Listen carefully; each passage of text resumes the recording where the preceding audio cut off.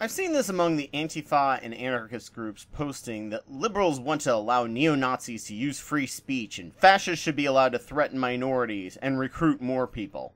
Liberals are usually white and aren't actually threatened, therefore they're just privileged assholes who are okay with the status quo and don't want to fight for anything. For a little bit, I kind of bought into this idea because so many of my internet friends were promoting the idea of punching a Nazi. Hell, I shot Nazis all day during Wolfenstein. But why? Why was shooting Nazis okay while protecting a KKK parade going through a Jewish neighborhood as their legal right, and we shouldn't be violent toward them? This week I'm actually posting a letter that I had from Prof MTH when I was asking him about this. Is our white privilege preventing us from caring about the people they're threatening? The way they discuss violence is where things get hung up. Punch a Nazi?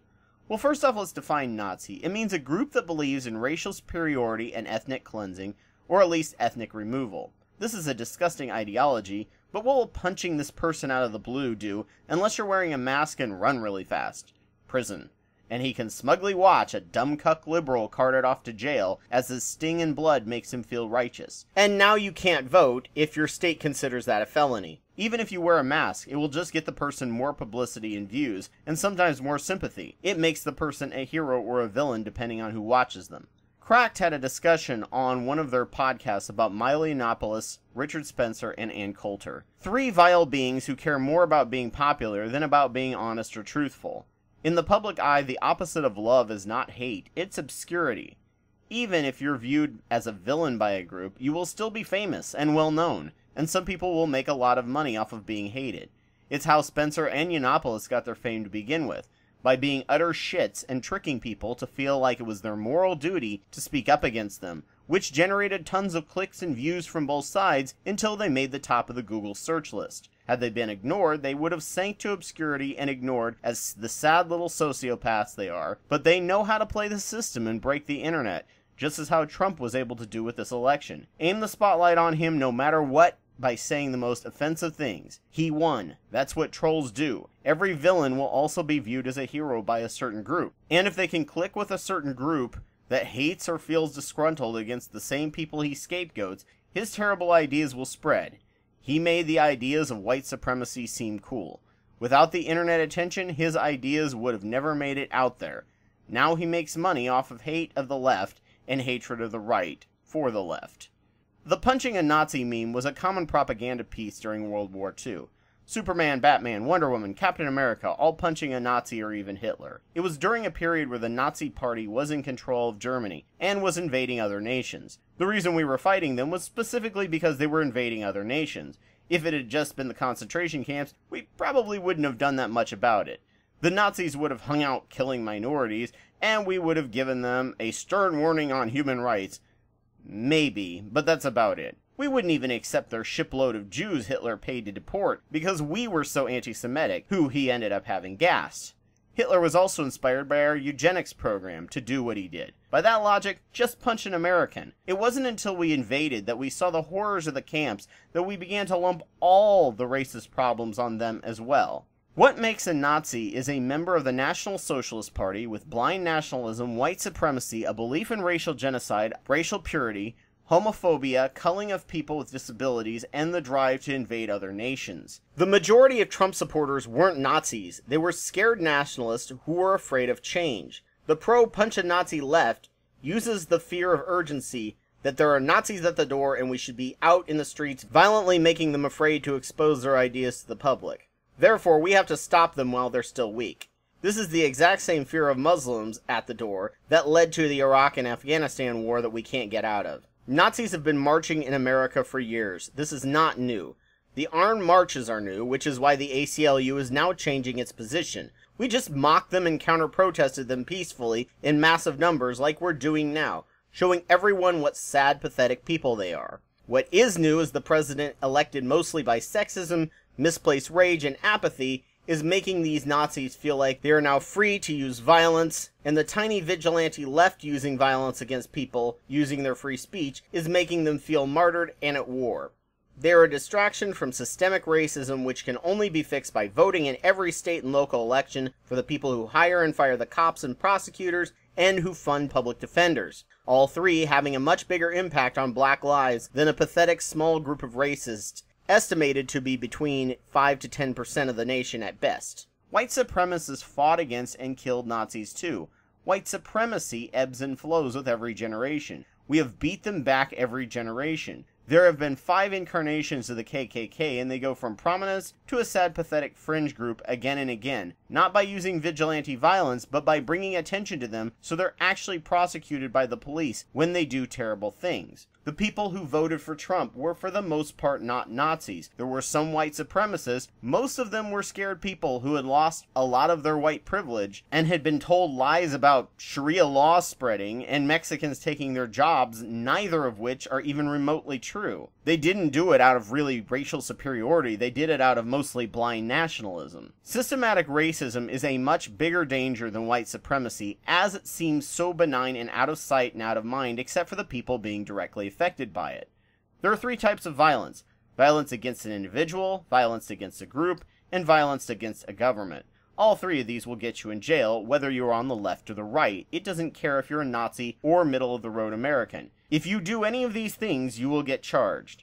There are 3 types of violence toward you: violence from an individual, violence from a group. In this case, if the state isn't going to, can't protect you in time, your only other option is self-defense. You will legally be able to do this and not get charged for this, so long as you are white. If you're a minority, the area is more fuzzy purely thanks to systematic racism. However, if you're receiving violence from a representative government, there are many forms. It's very easy for them to brand you as a terrorist, so be careful that the violence you respond with to protect yourself or others is the last resort. If there are real Nazis in power, resisting through sabotage and protecting people from being taken off to death camps are the best way. If you are in a representative government with systematic racism, not promoting, but allowing violence to occur to minorities, voting in state and local elections who actually hire the cops and judges, and nonviolence are the best methods. Punching a racist at a rally will do nothing. Rallies rarely, if ever, recruit people to racism, if they're a tiny minority compared to those counter-protesting. It's just a manifestation and public display of what is going on online.